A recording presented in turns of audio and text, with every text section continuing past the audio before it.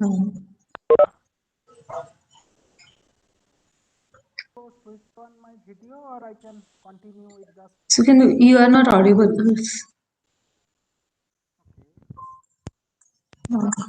Hello. Yeah, yes. Is it? Yeah. It's fine now.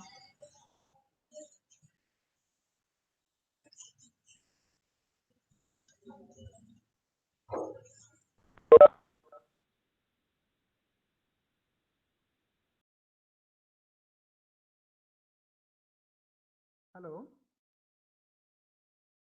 Is it clear now? Yes, you can do. Okay. So, Dilpreet, just tell me one thing. So, all the time I should keep the video on, or I can just stop it. You can switch on your video. It's no problem. Okay.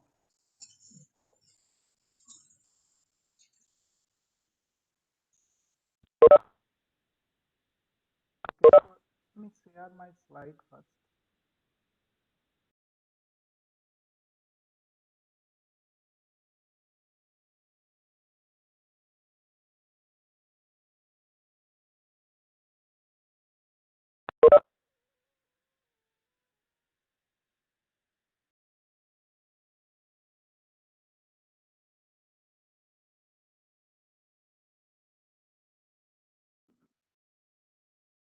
So, my screen is visible.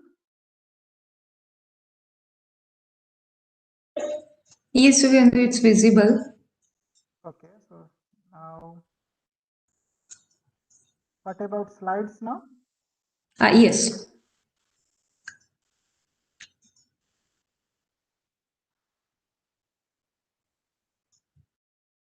Is it visible slides? Yes, you can do. It's visible. Okay. Okay. And the size of the slide is fine, or shall I put in full screen mode? You can put it in full screen mode.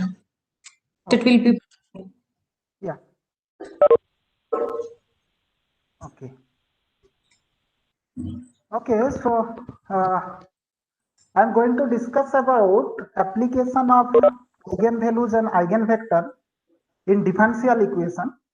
And so in the title, I have not mentioned directly differential equation because uh, not only in differential equation, in advanced level, it is applicable to actually hydrodynamic stability theory.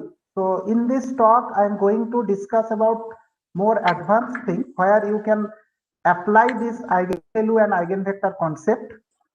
Okay, so obviously to handle that advanced problem, you need the idea of differential equation. And so at the end, actually you are working with differential equation and you are applying linear algebra on the differential equation to solve some advanced problem and real life problem. Okay, so in the first talk, I'll discuss about the applications, how to design the application, how to model the application by help of differential equation. And then in next session, we can talk about how to solve those differential equation using eigenvalue, eigenvector, or what is the use of eigenvalue, eigenvector in the case of a differential equation as well as a practical problem. Okay, so once I finish the first talk, then even we can discuss in details if you have any kind of queries. And similarly, after the second talk also, we can discuss about the details if you have any kind of queries. Okay, so let me start with introduction about the applications and as well as where we can use this kind of theory, eigenvalue, eigenvector theory, and where we can use this hydrodynamic stability theory. Actually, to solve hydrodynamic stability differential equation as well as the knowledge of linear algebra. Okay, so actually in reality, you know there are various type of flow system.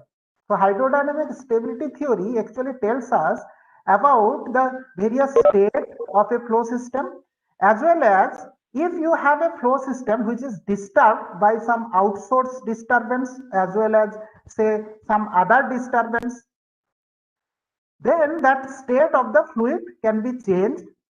And now our aim is to study if there is a equilibrium system or initial system, and if you are disturbing the system, then after certain time or after certain position, that system again coming back to the previous state or previous position or not. Okay, so I'm starting with a very basic actually real life application. That is, if you see figure 1, this is nothing but a tap water. So in our daily life use, always we are using the tap water, and I have given 3 different figures for tap water. In first case, you can see that water is coming slowly. That means at the initial stage, when you have just opened the tap, pressure is less and water is coming from the tap, and therefore the flow is somewhat parallel kind of thing. In the flow of the water is parallel here. So this kind of state called equilibrium state or initial state. Now, if you go to the second figure, sorry. So second figure, you can see that here fluid pressure is somewhat increased, and therefore your flow system has changed. And now you can see the trajectories inside the flow system are disturbed. They are no longer parallel, and this kind of thing or this stage is called something called Patav state. And last one is, if you can increase the fluid pressure, if the fluid pressure is very high, in that case you can see fluid is not following any kind of particular path. So one kind of chaos started inside the system, and therefore the streamlines are completely broken. They are neither parallel or not following any kind of geometry. Okay, so from this figure it is clear that in our real life application there are certain kind of flows where you can see that different kind of stage of the flow system. First one is equilibrium stage or initial stage, second one is Patav stage or disturbed stage, and third one is turbulent stage. So to controlling the turbulent stage is very difficult, and therefore we have to study the Patav state, and we have to check for stability of the Patav state. That means after giving some disturbance in the system, that system is completely destroying or that is completely disturbed, or the system D can coming back to system A. That means equilibrium state.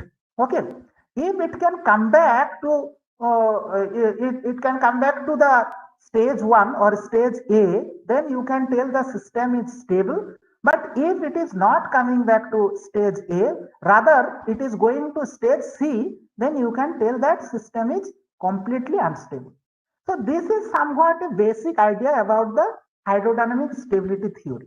Okay, so and I have given one example, real life example, where you can see that this theory has a use, and similarly I have given another biomedical example here.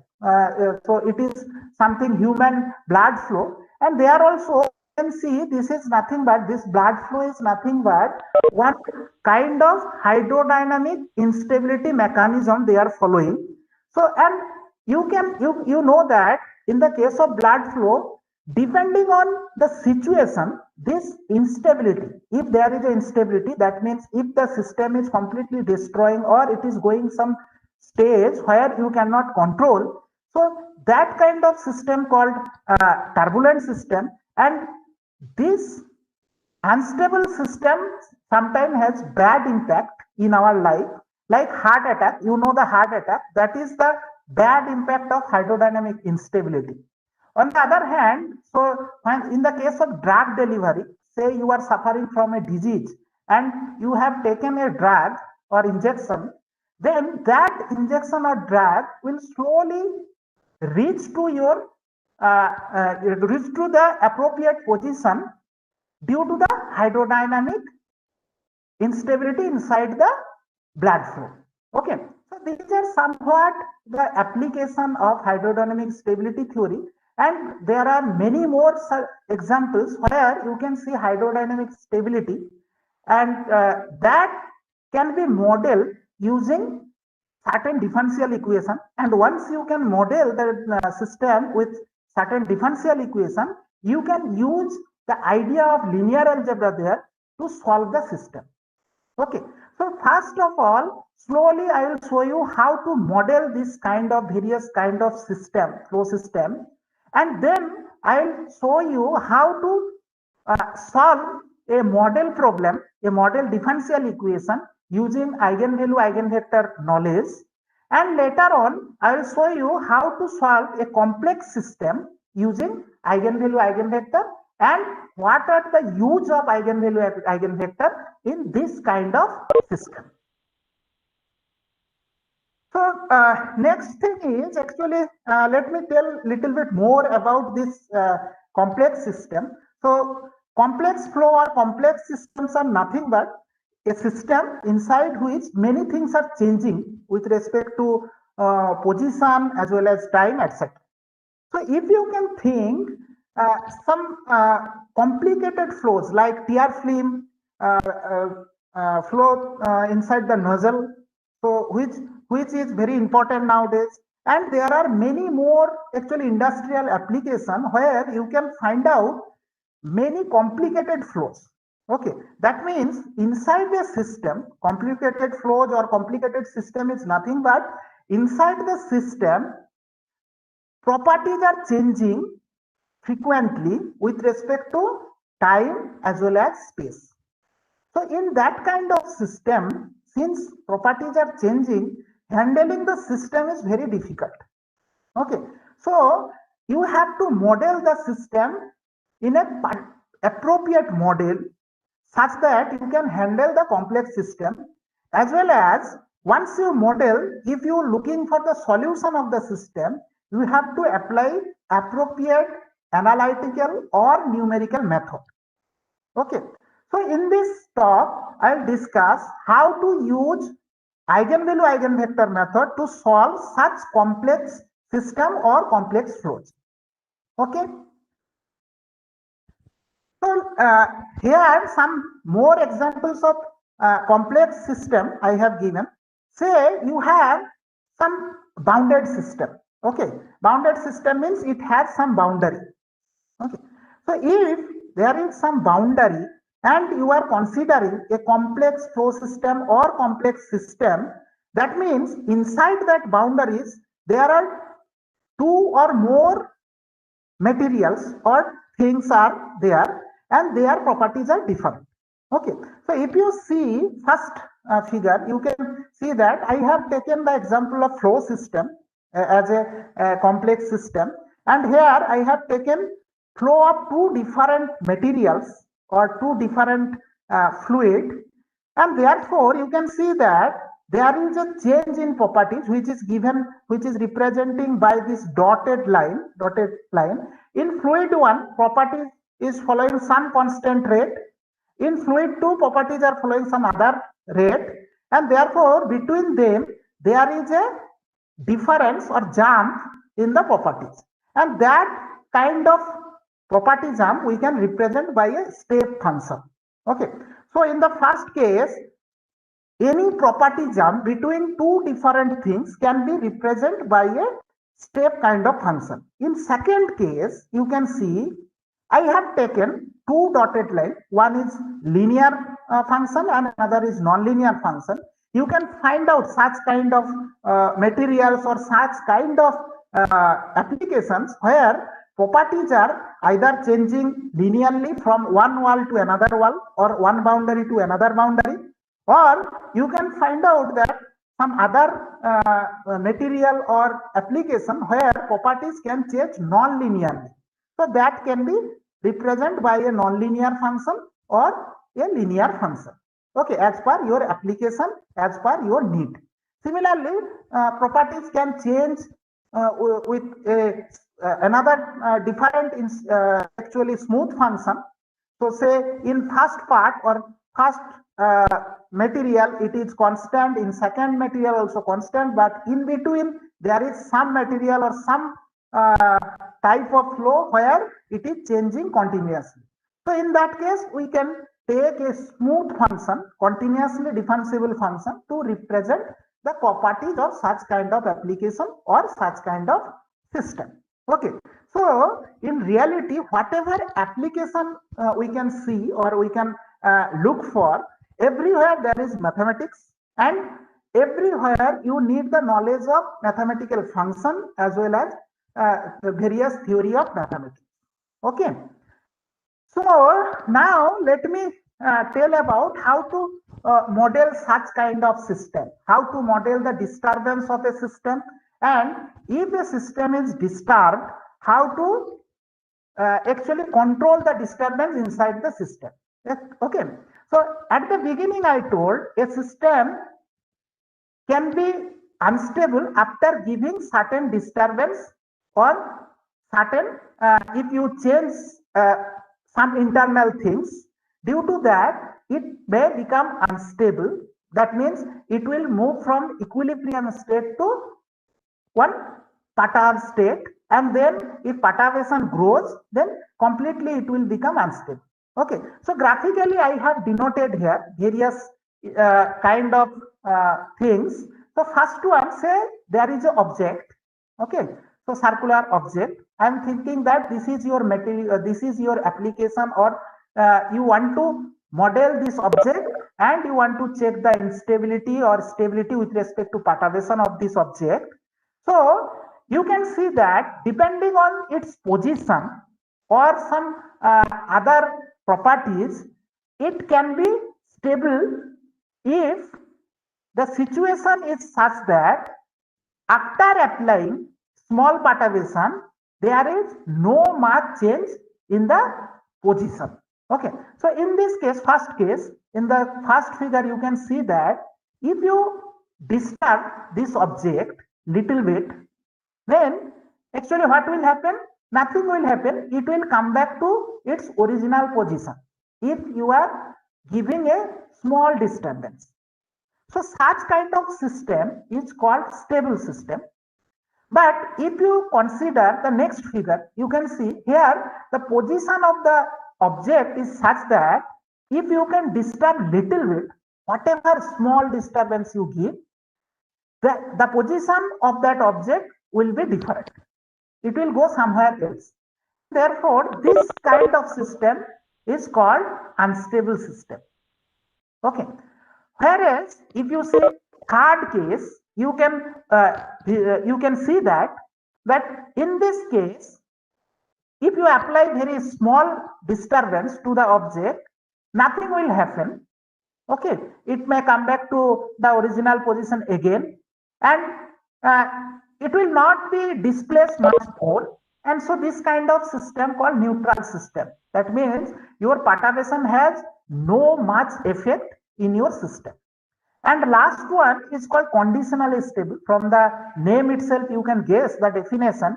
So conditionally stable means, see, in this case, if you give small disturbance to the object, what will happen? That object will come back to its original position after a certain time. Okay, but if your disturbance magnitude is high enough, okay, it can go away. It can go away if your perturbations or disturbances are high enough. Okay, therefore, in this case, the situation you can tell that conditionally stable. That means you have to restrict your perturbation range in such a way that the solution will not grow up, and therefore the system will not be completely destroyed. And so this kind of system is called conditionally stable. So I have tried to give some graphical actually presentation of various kind of nature of a object. Okay. So next thing is how to model this phenomena. Okay. To model any kind of physical phenomena, you need a differential equation. Okay. So now, so say we have a very simple actually object or very simple physical phenomena and we want to model it. So then we can use a very simple dynamical system. Okay, that means a set of first order differential equation or a single first order differential equation. So at the beginning, I am starting with a very simple differential equation and say this differential equation is modeling certain phenomena or certain properties or certain change in a application, and therefore this equation gives the behavior of the object. Okay, now behavior of the object depends not only time, also on space or certain more parameters. Okay, because in a system, space time is present, but there can be some other controlling factor which can control the whole system. Okay, so such a control parameter here is RE. Okay, I have taken this parameter because in this system, say there is time, there is space. Basically, this system is only time dependent. There is no space. Okay, space dependency. But I have introduced one control parameter that is anything that can manage some properties of the system. And so this differential equation actually tells us about how the property Q is changing with respect to time. And that is given by the function f of Q into R, Q comma R. Okay. So in this case, it is noticed that the equation is dependent on time. That means the property Q or the function Q is dependent on time. So autonomous in time. It is autonomous in time. Therefore, if you are interested in finding the initial solution of this system or equilibrium solution, that means the first stage, you want to solve for the first stage. Okay. In that case, what you have to do at the initial stage or equilibrium stage, we know that the properties are somewhat constant and they are independent of time. Okay. So in that case, when you are considering a equilibrium solution, obviously we can tell that the time derivative of the function Q is 0. And so equilibrium solution is nothing but given by f of qb comma re equals to 0, because dq by dt is 0 here whenever you are finding a equilibrium solution. So here actually I have denoted the solution, equilibrium solution, by qb. Okay, so this is nothing but your initial stage or equilibrium stage. So in this stage there is much variation in the properties, and so properties are constant with respect to time, and we found the solution, equilibrium solution for this system. Okay, this can be applied to any system. If you are taking any differential equation to model a system, this approach can be applicable to find out a equilibrium solution. Okay, now as I told, there is a control parameter. Okay, there is a control parameter or say parameter inside this system which is controlling the growth, decay or change of properties inside the system, that is RE. Therefore, this equilibrium solution may behave differently in different range of control parameters. Okay, so that's why I have given a graphical representation of solution behavior. You can always find out a branch cut or a boundary, lower boundary as well as upper boundary, where this solution can be completely stable or conditionally stable, and you can find out some other range of control parameter which is RE. For that, it can be unconditionally unstable. Okay, so therefore, since this is a control parameter, depending on the values of RE, the behavior of the solution may change, and so you can find out different region where solution behavior will be different. Okay, so next thing what I told, this solution is equilibrium solution, and therefore next thing is, as I mentioned at the beginning, Next thing is we want to introduce a small perturbation in the system. Okay, we had a differential equation. Now we have a equilibrium solution or initial solution. But that solution is not valid always, because equilibrium solution is valid only on the initial stage where no change in properties take place in the initial stage. Therefore, equilibrium solution is valid only on the initial stage. Now, in the later stage, your solution will change, and say you are correcting the solution, introducing a perturbation. Okay, you have something equilibrium solution, and then you are changing the solution behavior using the perturbation or a correction. Okay, you are adding something or subtracting something from the solution to get the original solution. Then in that case, if you are introducing a perturbation, so this is not similar like your Taylor series expansion. You know the value at a point and you want to find out the value in different point. That means you have to correct the value of the known point by using some other terms. Okay, same thing here. You have a system that initially that was in equilibrium state. Now there, due to some outsource or in-source disturbance, it is disturbed.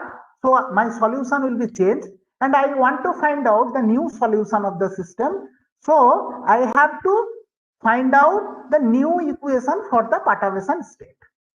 Okay, so if you want to find out new solution, then first find out the equation for the perturbation state. Okay, so now say we had the variable QB. After using the perturbation, it can be QB plus something.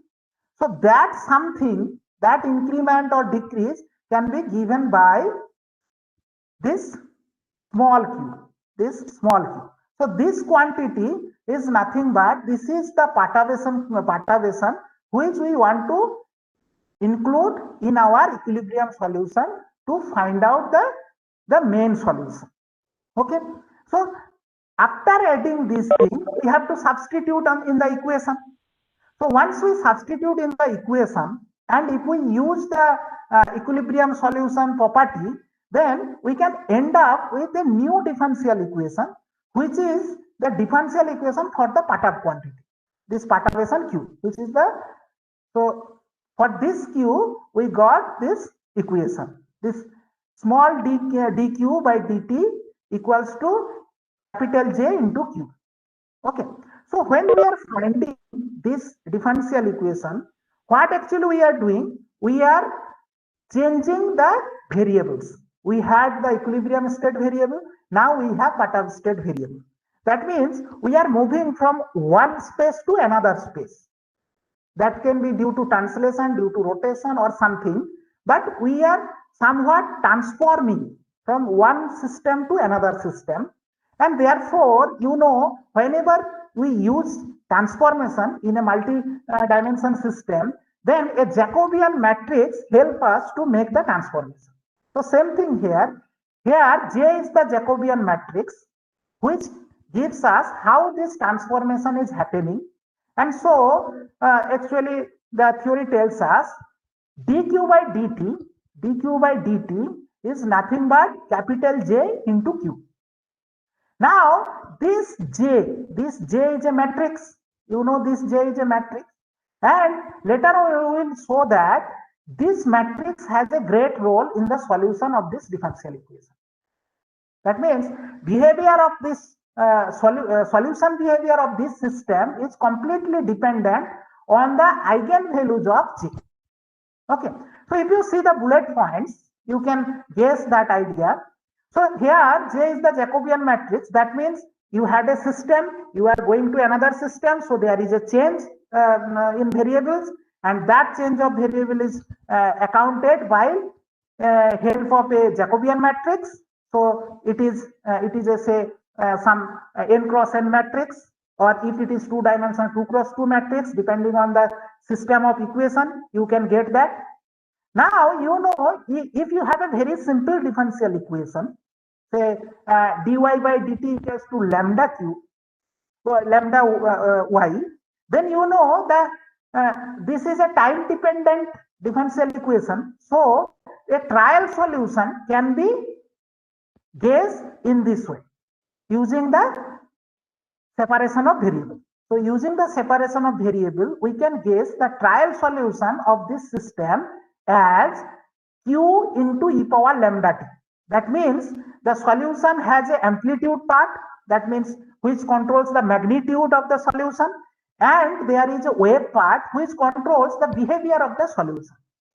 Okay, so for this kind of system, we can easily find out a trial solution by considering this particular form, q of t equals to some q bar into e power of lambda t.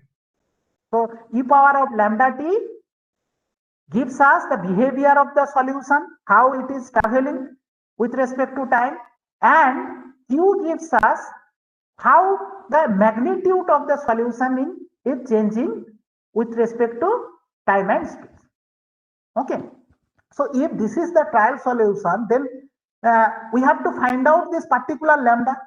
Okay, once we know this lambda unknown as well as unknown q bar, so q bar and lambda are two new parameter here, and once we know this lambda and q bar, which is satisfying the equation 1, then we can tell that what is the general solution for this system. Okay, so to do that, what we have to do to find out lambda and q bar, we have to substitute this trial solution in the equation 1. So once you substitute this in equation 1, after simplification, you will get a eigenvalue problem. Okay, so what is that eigenvalue problem? That is lambda into q bar equals to capital J into q bar. So why this is an eigenvalue problem? Because here q and lambda both are unknowns, and J is the only known matrix, which is the Jacobian matrix. So just knowing the information of J, we have to find out the value of lambda as well as value of q. And if you remember the characteristic equation for a matrix, you can easily guess that if you take the characteristic equation, this equation is similar to characteristic equation. If you take the determinant value, after taking in one side, if you take the determinant value, this will give you the characteristic equation for the matrix J. Okay, so from the definition of eigenvalue and eigenvector, it is clear that this is a eigenvalue problem, and here lambda is the eigenvalue of J and q bar is the corresponding eigenvector. So once you find the lambda, that means eigenvalue of J, then systematically you have to find out the eigenfunctions corresponding to each lambda, and those are the combination of lambda and q bar which can give you the solution of this system. Once you know lambda and q, put in the trial solution, and then you can find out the general solution of the system.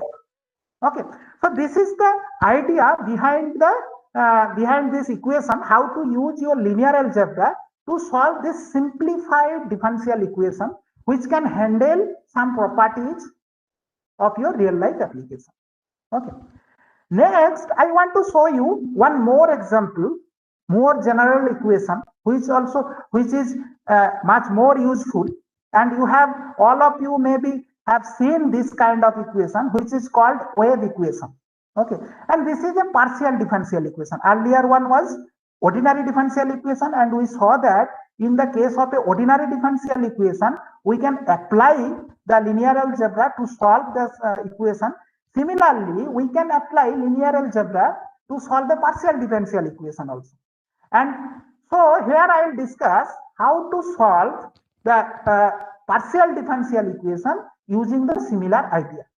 Okay, so this is a one-dimensional wave equation. This is a one-dimensional wave equation, and you can see this is time and space dependent. So u is the unknown variable which is dependent on time t as well as space x. And I have considered, at first I have considered in a bounded domain. This problem I have considered in a bounded domain, and the domain is 0 to 1. Since this is a second order equation, And so to solve this equation, we need at least two boundary conditions, that also given here. So at the boundaries, for any time, the variable u is 0, that is given, and this is the most simple boundary condition. You know, this is the Dirichlet boundary condition. But in certain cases, in certain application, always this kind of boundary condition may not be helpful. In that case, you have to consider some other boundary condition like Neumann boundary condition or Rubin type boundary conditions, so which are mixed type of boundary condition. But whatever may be the boundary condition, if you have two different boundary conditions and if it is a bounded domain, then you can look for the solution of the one-dimensional wave equation. Okay, and same thing later on we can apply for some higher dimensional wave equation also. Okay, and many of you who have already finished partial differential equation or already attended some classes in partial differential equation, they knows that to solve this one-dimensional wave equation, the most helpful technique is separation of variable, and that is easiest way. So same idea I have used here also.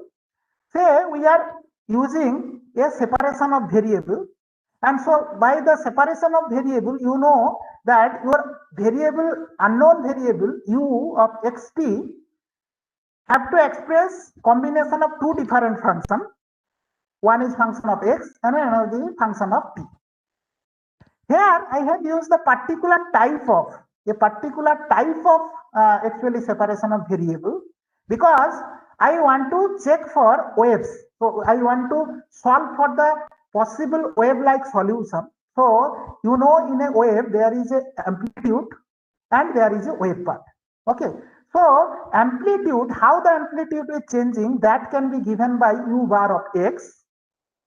That means how the magnitude of the solution is changing. Similarly, if you take the exponential part, which is only function of t, and this will give you the behavior of the solution with respect to time. Okay, first one will give you the magnitude with respect to x, and second one will give you the behavior with respect to time. So this is a particular type of separation of variable. Okay, and this is called normal mode analysis. Okay, so this is basically coming from the idea of separation of variable. So we are taking two different functions and we are separating the variables. Now in this variable separation, there is two unknowns. First one is u bar of x. We have to solve for u bar of x. And second one, what is the value of omega? If we know the value of omega, then we can get the total solution. Okay, so similar like earlier example, our aim is to find out omega value as well as u bar x value. Okay, to find that, again we have to substitute this solution or this actually demi solution, okay, trial solution or demi solution in the equation.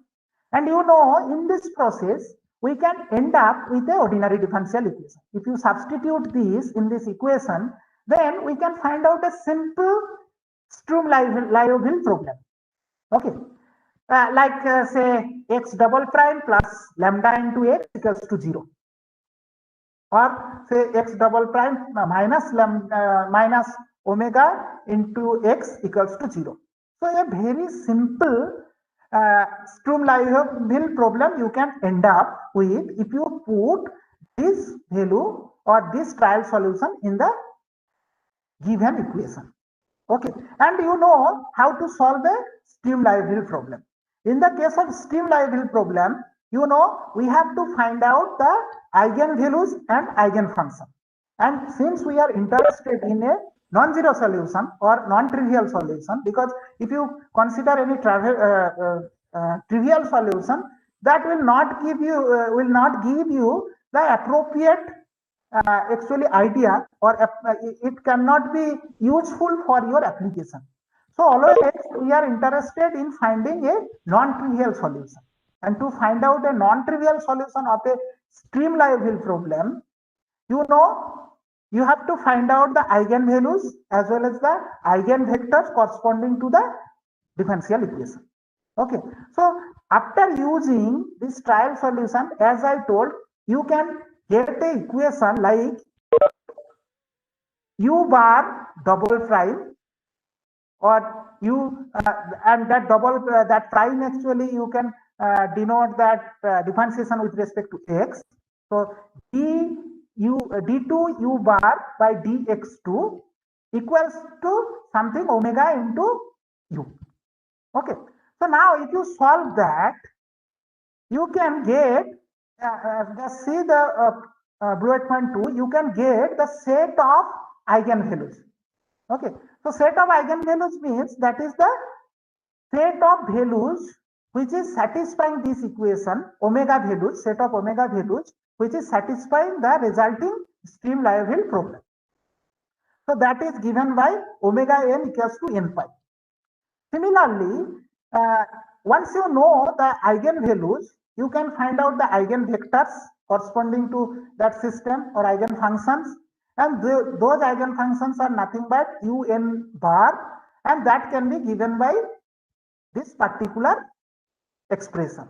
Okay, you can try yourself to solve this very simple stream Liouville problem, and you can verify that if you substitute this trial solution in this equation, then easily you can find out a stream Liouville problem, and the solution of the stream Liouville problem can be obtained if we find out the eigenvalues of the system as well as eigenvectors of the system. But one thing you notice here that these eigenvalues are discrete. Okay, you can count these eigenvalues, and so omega 1, omega 2 up to omega n number of eigenvalues you are getting, where n is a natural number. And similarly, corresponding to each eigenvalue, you are getting an eigenfunction. Okay. Now, my next thing is, say you are considering an infinite domain, because this problem I have formulated for a finite domain. As I mentioned, x belongs to closed interval 0 to 1. Inside the finite domain, I have formulated this one-dimensional wave equation. Okay. Now, if somebody interested in formulate this problem in an infinite domain, say between 0 to infinity, in that case, again, still you can apply similar kind of method, but after solution, you can see that your eigenvalues are no longer discrete. Okay. So, in the case of infinite domain, if you solve the one-dimensional wave equation, you can easily find out, or you can easily verify that in that case, the eigenvalues are no longer discrete. You can get a continuous spectrum. That means there is a certain region. For each point in that region, each point from that region is an eigenvalue of the system. So this is called a continuous spectrum, and corresponding to continuous spectrum, you can find out a continuous eigenfunction also. Okay, so this is some more insight about the different kind of domain. Now let us again discuss actually how this solution we have seen two different type of solution in two examples. In first example, we saw that the solution is only dependent on time, and in second the differential equation has only time derivative in first example, and that is the ordinary differential equation. In second example, we have seen that we have considered a partial differential equation, and the variable is dependent on time and space, and the final solution or the eigenfunctions are dependent on time and space. Okay, therefore we can guess that the solution of a differential equation can change with respect to time as well as space. Sometimes it can change with respect to only time. In some cases, it can change with respect to space only, or in some cases, it can change with respect to both. Okay. So if you see first two figure, you can guess that there is an initial solution. Okay. And then after certain time, the solution behavior has changed, but behavior has not changed anything with respect to the x direction. If you walk towards the positive x direction, you can see similar behavior, like figure A, first figure. But you can see that amplitude has changed. That means magnitude of the solution is changed with respect to time. And due to that, this change, if there is a instability occurring in the system, that kind of instability is called temporal instability. Okay, so in this case, whatever change is coming actually due to the time variation. But if you see figure 3 and figure 4, then you can notice that the behavior of the waves is different here, and the behavior is changing with respect to time as well as space. If you can go from 0 point towards the positive x direction, or if you can choose some higher time limit, you can see that the behavior is changing with respect to both time and space. So similarly, there are some more solutions are there or systems are there where you can see that only solution is changing only on space, not in time. Okay, so there are certain types of actually instability in a differential equation or in the solution of the differential equation. So that I have discussed here. And now once again, let me clarify a little bit about this perturbation, perturb solution or perturbation, or and the equilibrium solution in the viewpoint of fluid flow. Okay, so you can see here I have given two different pictures. In the second picture, you can see there is two different functions. One is u bar of y and another is, and in the first figure you can see another function u of y, which is combination of u bar plus u. So what is the actually significance of these functions? In figure 2, these two functions denote two different solutions. So if you are finding the equilibrium solution, that is given by u bar of y, that means a initial solution kind of thing, or a calm solution. So that solution is u bar of y, which is denoted by, say, the blue line. Okay, and the small u of y is nothing but the perturbation. So your system is perturbed or corrected, your solution is corrected with the certain amount of perturbation, which is given by the red line. Okay, so the perturbation or fluctuation amount is given by red line or the function small uy, and the equilibrium solution is given by the blue line or the function capital U bar of y here. But now this is separately I have denoted here. Now if you think about the combined effect, you have a equilibrium solution and then you have introduced a perturbation, then what will happen? The new solution will be combination of both. So variable will be changed, as I mentioned earlier. So variable will be completely changed, and therefore your function behavior will change, and that function is given by capital U of y. So that is just combination of your equilibrium solution plus perturbation. Okay, so this is the graphical representation of perturbed solution and the equilibrium solution as well as the perturbation. Okay, so anybody want to ask anything till now?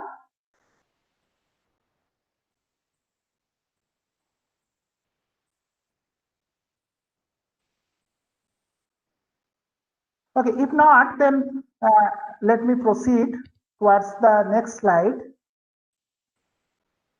So in this perturbation theory, I want to give you some more mathematical insight. What is this perturbations? Actually, these perturbations, you can see that a general perturbation can be given by the first figure, and that can be think about combination of different type of wave-like things. And these waves are nothing but, you can think about, these are some Fourier modes. Whenever you are considering Fourier expansion of a function, you know you are getting some different modes or some basis function, and behavior of the original function is completely dependent on the basis function. Okay, so graphically I have denoted here the same thing. Say you have the perturbation, general perturbation denoted by the first figure, the blue line, and that perturbation can be think about as the combination of various different functions or solutions, and they are wavelength. So first one is one kind of Fourier mode, and second one another Fourier mode, and like that. So you can add finite number of such, or in some cases infinite number of some such Fourier modes to find out the perturbations. Okay, and further, once you have the perturbation, you can use the Fourier transformation and Laplace transformation both to transform the variables of with respect to time and with respect to space. So if you have a differential equation, say you have a differential equation and you are interested to find out or solve the differential equation and it is very complex, then the first idea is, if it is partial differential equation, complicated partial differential equation, then it is difficult to solve. Now your aim should be to transform the differential equation to ordinary differential equation, because we know that once we have an ordinary differential equation, then we can solve that differential equation very easily. So to do that, what we have to do, we have to use the Fourier transformation as well as Laplace transformation simultaneously in the case of a complex system. And by this process, we can get the transform equation, and if you solve the transformed equation using the normal mode or separation of variable, then it will be much easier. Okay, so that things are mentioned here. So if you have a very complex system, first aim should be to apply normal mode solution, which is nothing but the combination of Fourier transformation and Laplace transformation. So if you use the normal mode solution, which is a separation of variable, but particular type of separation of variable, then you can always transform the PDE, complicated PDE, to the ODE. And you can see here that the solution, the trial solution has two different parts again. First part is amplitude part and second part is the wave part. So this formulation actually for three-dimensional case or with three variables. Earlier we have seen with one variable, two variable. Now here it is three variable, independent variable. Okay. So in this case, you have a amplitude part which is only dependent on y, and the wave part is dependent on x and t. And now this alpha and omega, they are certain parameters. So if you can find out these parameters and the function phi y, then you can solve the complicated system. And these parameters again nothing but they are eigenvalues for certain matrix. Okay, so that thing I am going to discuss just in next slide, how to construct the matrix for a very complex system after modeling by a differential equation. Okay, so here I have given few few pictures of some systems. Say you have a system between two walls. So first figure, if you see, this is a bounded system or bounded flow. You have a system between two different walls. Hello.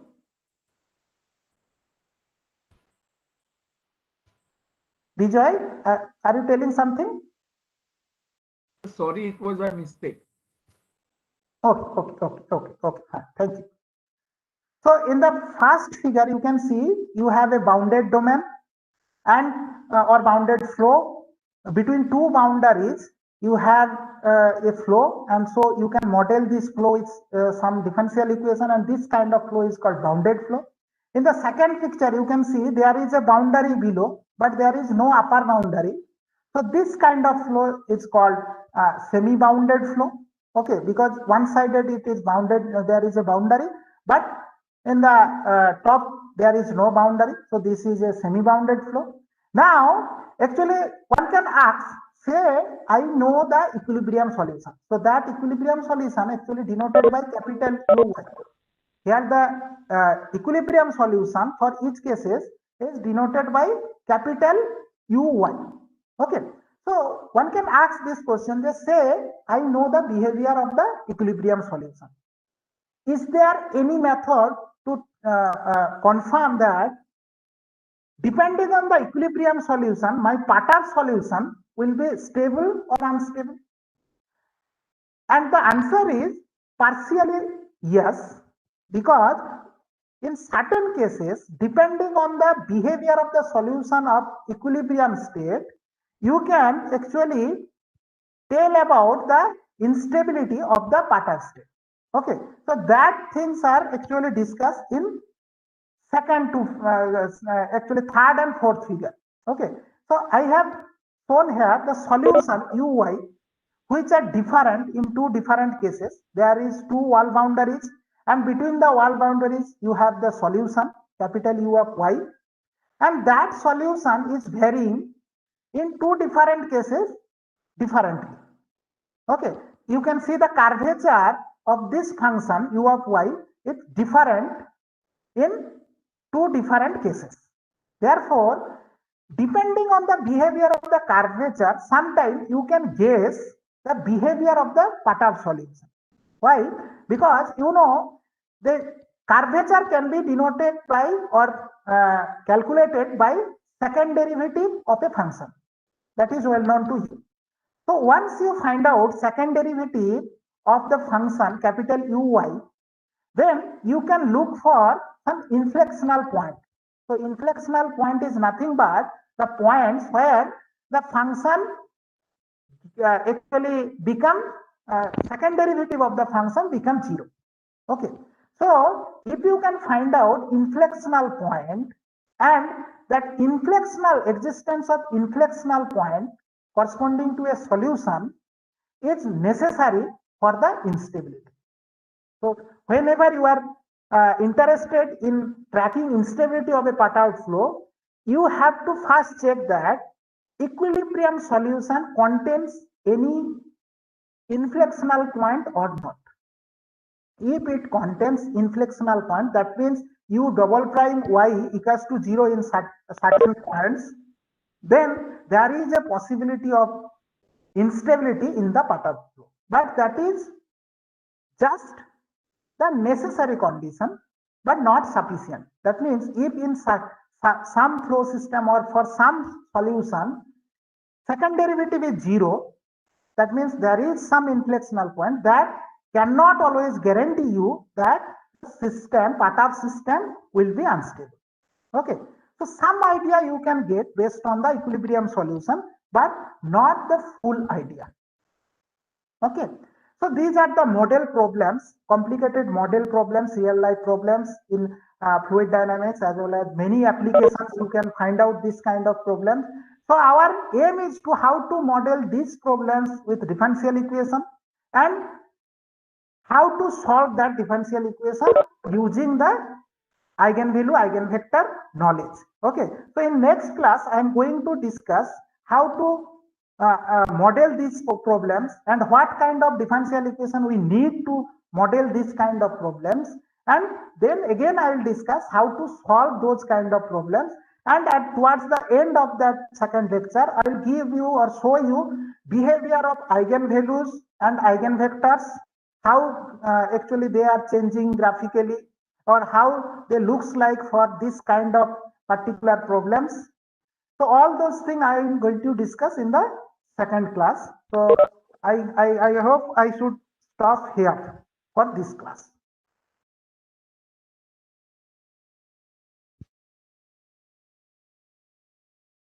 If you have any kind of doubts, then quickly you can ask for this class. After 15 minutes, we can start the next class. Thank you, Sukhendu. So participants, any doubts? There are no doubts. So this meeting, I'll keep it on. And we'll start next lecture in 15 minutes. Right, Sukhendu? Yeah, that is fine. Okay, fine. Thank you, Sukhendu. Yeah, sure. Thanks.